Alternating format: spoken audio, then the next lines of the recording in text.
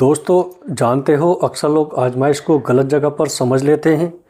ہم سمجھتے ہیں آزمائش صرف دکھ کا نام ہے، صرف نقصان، صرف آنسو، صرف وہ لمحہ جب سب کچھ ہاتھ سے نکلتا ہوا محسوس ہو۔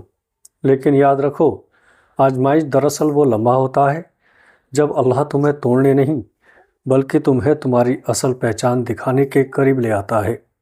قرآن میں اللہ فرماتا ہے، کیا لوگ یہ گمان کرتے ہیں کہ صرف یہ کہنے پر چھوڑ دیے جائیں گے کہ ہم ایمان لائے اور ان کی آزمائش نہیں کی جائے گی؟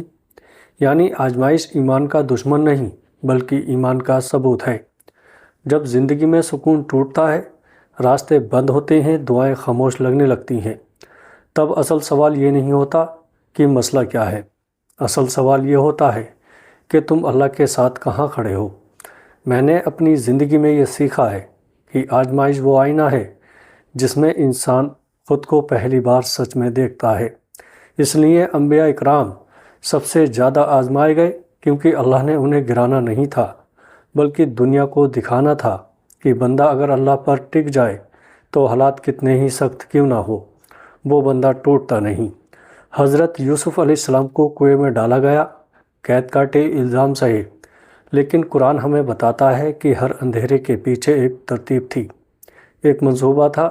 آزمائش کبھی اچانک نہیں آتی، یہ ہمیشہ تمہاری زندگی کے اس موڑ پر آتی ہے جہاں آگے کچھ بدلنے والا ہوتا ہے۔ ہم اکثر یہ سوال کرتے ہیں کہ اگر اللہ ہم سے محبت کرتا ہے تو پھر آزمائش کیوں؟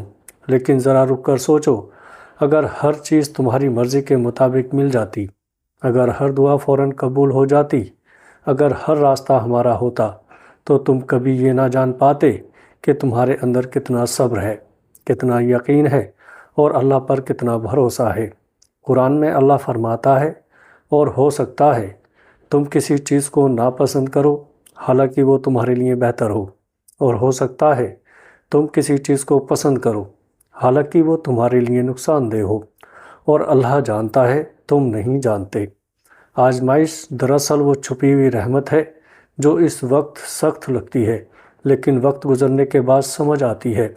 حضرت موسیٰ علیہ السلام کی زندگی دیکھ لو، دریا سامنے تھا اور پیچھے فرعون بظاہر تباہی کے سوا کچھ نہیں تھا، لیکن وہی آزمائش بنی نجات کا راستہ۔ دریا پھٹا، راستہ بنا اور دشمن ہمیشہ کے لیے ختم ہو گیا۔ اگر وہ لمحہ نہ آتا تو یہ معجزہ کبھی ظاہر نہ ہوتا۔ اسی طرح ہماری زندگی میں بھی بعض دفعہ اللہ تم سے کوئی چیز چھینتا ہے، کوئی رشتہ، کوئی سہارا، کوئی خواب، صرف اس لیے کہ تم کسی کمزور چیز سے جڑنے کے بجائے صرف اس سے جڑ جاؤ جو کبھی نہیں ٹوٹتا۔ آزمائش ہمیں سکھاتی ہے کہ اصل طاقت حالت میں نہیں بلکہ اس یقین میں ہے کہ جو ہو رہا ہے وہ بے مقصد نہیں۔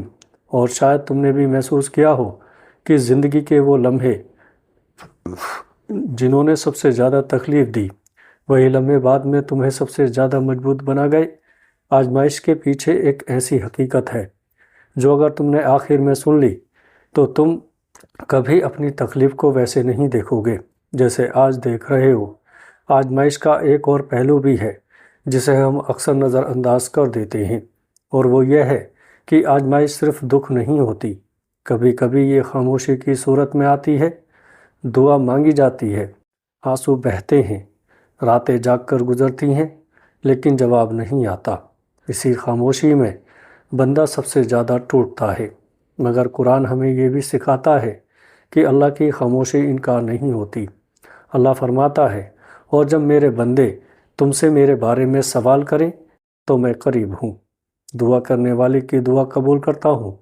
جب وہ مجھے پکارے، قبولیت کبھی فوراً نہیں، کبھی دیر سے اور کبھی کسی اور شکل میں ہوتی ہے۔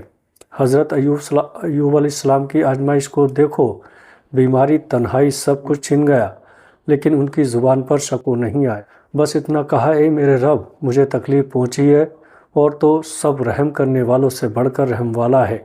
یہی جملہ بتاتا ہے کہ آزمائش انسان کو اللہ کے کتنے قریب کر دیتی ہے۔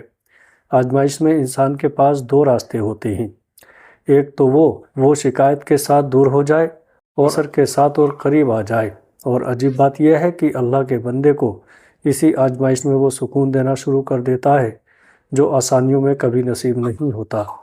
دل بھاری ہوتا ہے مگر اندر کہیں ایک ٹھہراؤ پیدا ہو جاتا ہے۔ شاید اس لیے کہا گیا ہے کہ آزمائش انسان کو اللہ سے متعارف کرواتی ہے۔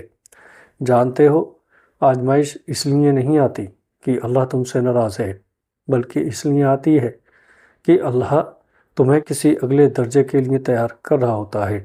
ہر آزمائش کے ساتھ اللہ تمہیں وہ طاقت دے دیتا ہے جو تمہارے پاس اس سے پہلے نہیں ہوتی، مگر تمہیں اس کا احساس بعد میں ہوتا ہے۔